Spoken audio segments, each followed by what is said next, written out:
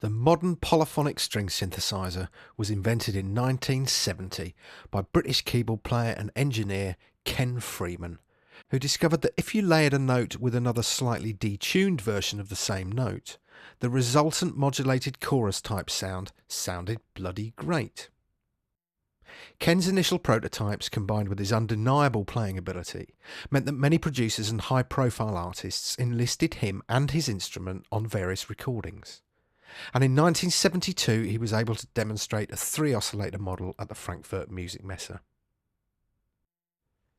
Ken's string synthesizer was the hit of the show, with a sound that is now part of keyboard legend.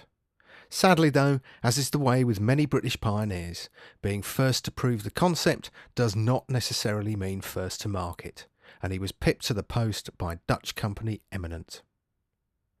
Eminent had discovered that they didn't require multiple oscillators in order to create this ensemble effect. Instead, they used a new class of chip, the BBD delay line. This made it possible to take the output from a single oscillator and split this into multiple signal paths and then modulate the pitch of each slightly out of phase. It worked too, and in late '72 the Eminent unique home organ became the first commercially available keyboard to produce this sound.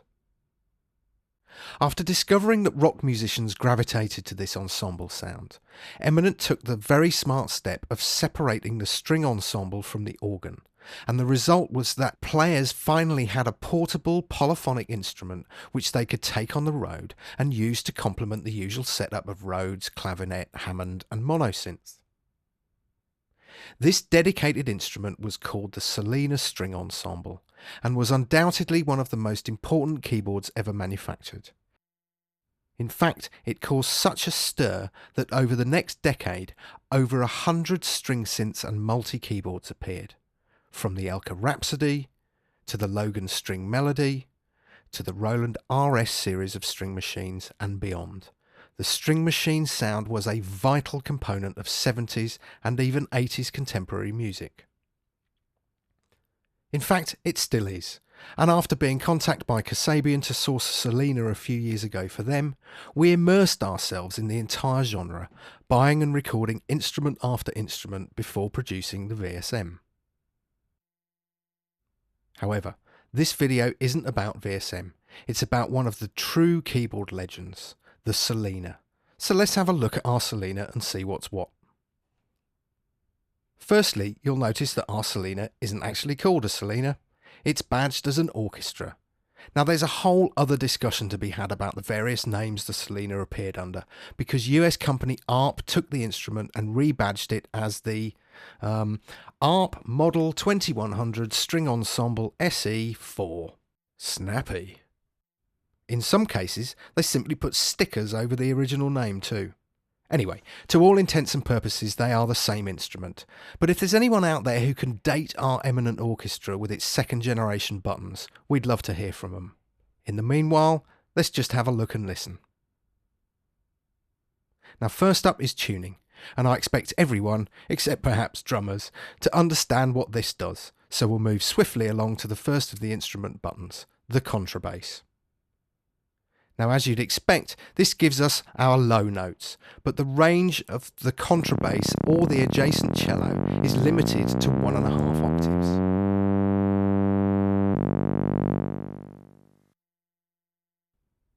Both the contrabass and cello presets can be played simultaneously, and as the cello seems to be the same sound, just transposed an octave higher, it's easy enough to end up with a semi-decent octave bass sound for left-hand lines.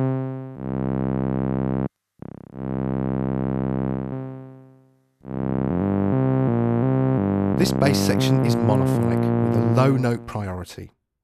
And the volume for this section is controlled by the adjacent slider.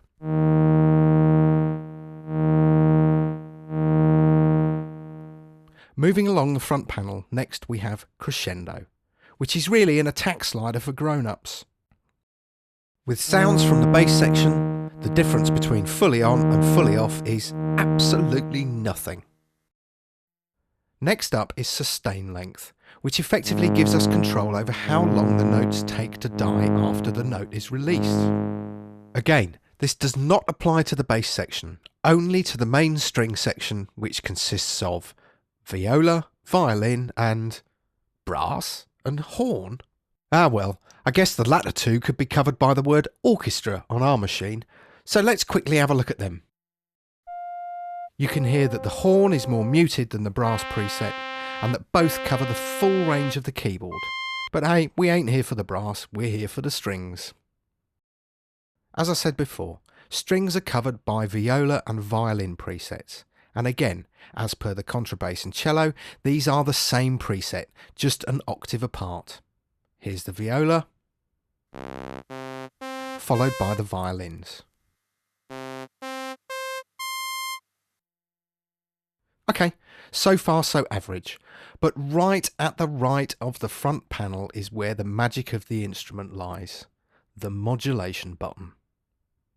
Now if we select both violins and viola without modulation, it sounds like so. But as soon as we engage the modulation button, the whole instrument takes on a new dimension.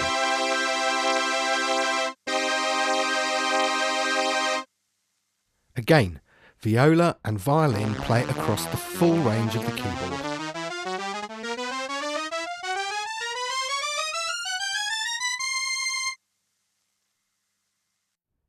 And we can also make use of the crescendo and sustain sliders, and this time we really do hear a difference.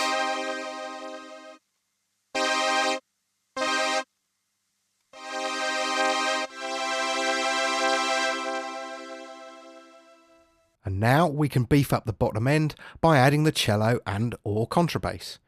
But we have to be careful here, because if we play a chord in that section of the keyboard, we get notes that jump due to the fact that the cello and contrabass are monophonic.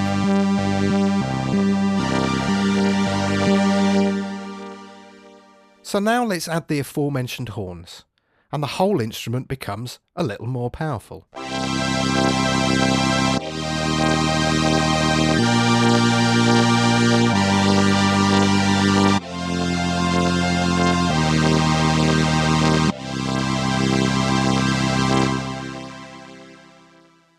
The Solina could be described as a one-trick pony, but there are a few things that we can do in order to add a little bit more expression. On the back of the unit we can add a pedal for swells, and provided this is balanced properly with the master volume, we can add a degree of expression into our performance.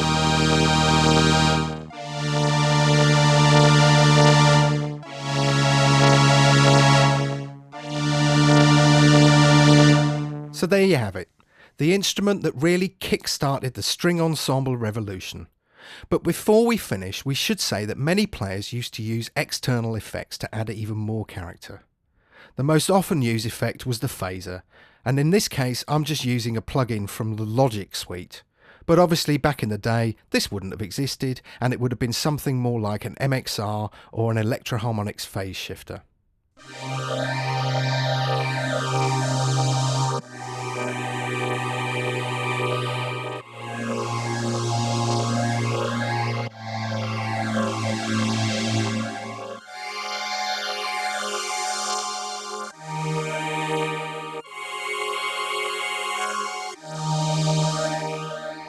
So there it is, a brief look at a hugely influential instrument that was used by people such as Lonnie Liston Smith, Herbie Hancock, David Bowie, Jean-Michel What's-His-Name, and countless others on an abundance of classic tracks.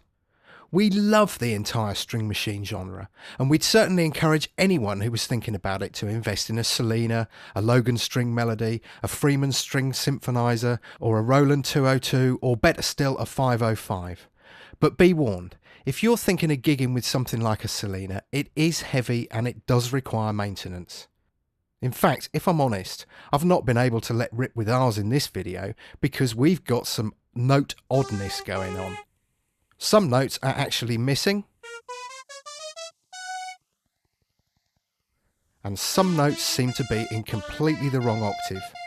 But hey ho, such are the delights of analog and trying to keep instruments like this alive. And that's one reason why we decided to develop the VSM. taking the best of the string machine instruments and preserving them, in addition to adding several functions that weren't available on the originals, such as multiband filtering, multi-stage envelopes, and the ability to layer, say, a Solina violin with a Krumar viola. However, while we're rightly proud of VSM, playing a hardware Solina is an experience in itself, or at least it will be once it's fixed.